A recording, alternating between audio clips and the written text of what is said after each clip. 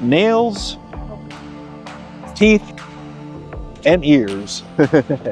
I do this not to shame anybody, because I don't do it great myself, but I do want to say they do have some basic requirements like us as far as keeping healthy. A lot of times as humans, like our attention is like, we're gonna brush teeth, sit down. I'm coming in and we're gonna get started. I'm just gonna get Max interested and okay with the fact that I'm touching Max's mouth and things like that. And then I'll say, would you like to smell this beautiful toothpaste that I brought for you today?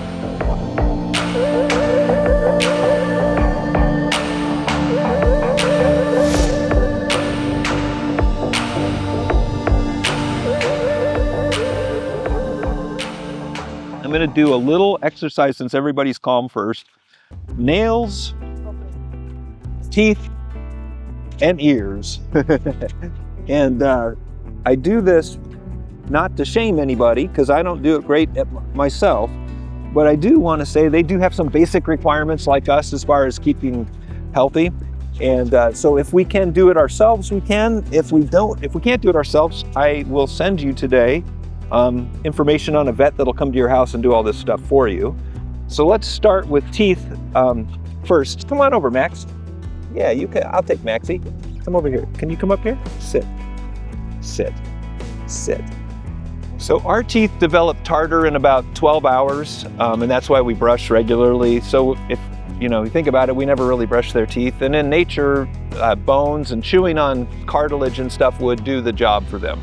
But since a lot of our dogs are not doing that, we want to add in some kind of teeth cleaning ritual. My rhythm is once a year, I have a professionally done teeth cleaning with my dog.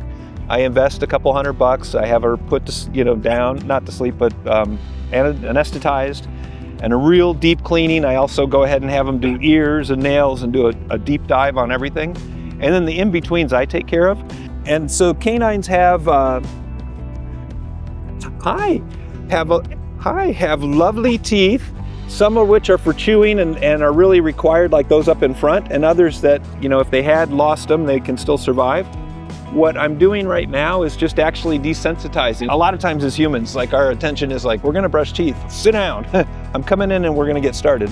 I'm just gonna get Max interested and okay with the fact that I'm touching Max's mouth and things like that. And then I'll say, would you like to smell this beautiful toothpaste that I brought for you today? Oh, is that very good? Do you like that? Not super interested. Which one's this? This one's the mint. There's also a peanut butter flavor. Yes, peanut butter too. So let's pretend that Max is interested in this. You can get these enzymatic toothpastes at the dog food store. You can get them online. Just get one that's made here locally, in the US. Look for something that says enzymatic on it. Now, these are, back in the day, we all used to have to show up at the office and sort mail. These are those little finger sorter things. You can get them for $1. You get plenty of them. They have these little rubber nubs. You can also use a toothbrush, but I like to start with this because when I started, I was just touching his face. So now I'm just gonna touch his face with that on there. I know it's not that big of a deal, is it? And then over time, I'm just gonna add a little bit of paste in there. Hi. And then we get to go. And so you can do this like during television time. We always want to make this a non-event. Think of giving your dog a bath like when you were a kid. It was like stressful and the dog hated it and it was this big deal. We don't want brushing teeth and things like that to be a big deal. So we just do these gentle little exercises. We make sure it's fun. We make sure the dog's not stressed, and then we end. You want to go see Mom? Good.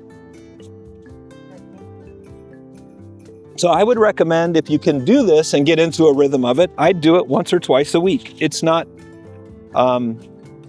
difficult once you get into the process of doing it, but for us, it's like, do we leave it out? You'll notice a lot of these have chew marks on them.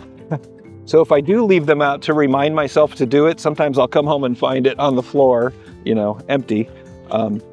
So teeth, ears. Now, I will come over you. When we get water in our ears as humans, we have a product called Swim Ear. It's like rubbing alcohol. You dump a little drop in there, it burns and it dries out.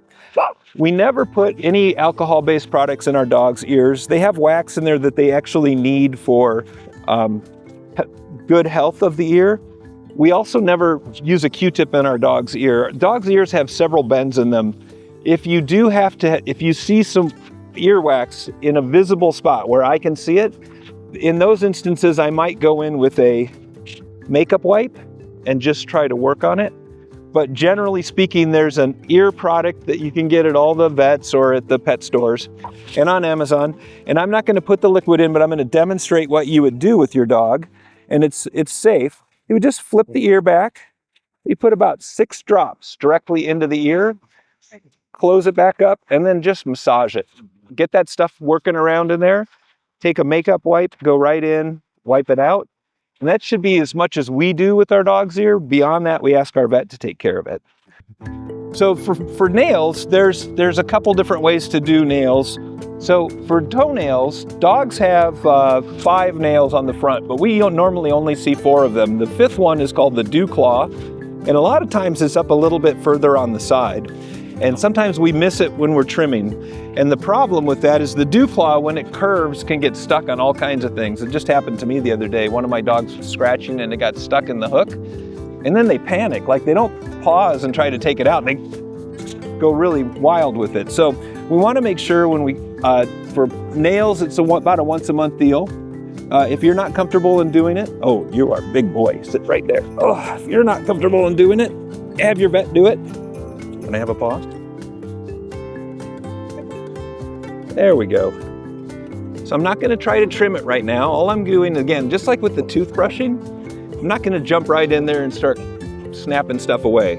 I want to make sure that the dog's comfortable with me touching first, and then I'm not going to have a problem. And then second, with the bigger dog, I might try to do this standing up. I might try to do it on a table. Except with the smaller dog, I definitely want to try to do this on a table. Sit. There's 2 ways to do this. One is a guillotine, okay, just like it says. And I would go in and trim them, right, one at a time. Hey, no, come on. Right here, sit. Have you ever heard the saying, cut to the quick? So the quick is actually the living part of the toenail for the dog. So think of it as a small V inside of a big V. Like a small inside of a capital V. The small V is the quick, the capital V is the toenail. When we cut, we don't want to get so much of the bottom of that capital V that we get the little V that's stuck inside of it. When we do, blood will come out, the dog will squeal, it's not comfortable for them. Most of these guillotines nowadays in the handle have a styptic pencil. So if you do actually go too deep and you get a little blood, you can pop that out, jam it in, get a little bit of the, whatever it is, wax or whatever is in there. We'll fill it up, it'll stop bleeding, they'll be okay. But our goal is to just find the right spot where the quick is. Some dogs have these clear colored nails and you can actually see through them and you can see where the pink is. Some dogs have black nails, that makes it really difficult. So when I do it with the guillotine, I push on the pad, the nail extends over the pad, and the part that's, the part that's extending over is the part that's safe to cut. So that's how we do it with the guillotine. You're being great. A Dremel is like you'd have in the garage. So this is on right now. You can see that he knows it's on. So again, I'm not gonna go right in and try to Dremel a dog. I'm just gonna play this thing with it. I might even get some treats out and go, hey, would you like a treat, champ? Would you like a treat? And then with the Dremel, you can actually come in and just shape the nail.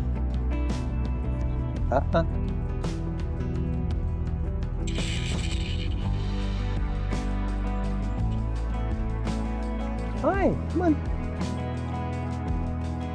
One more. Good. Sit. Good. So I don't want to stop quite. I didn't really want to stop quite yet, but he's starting to get a little distressed. Hi.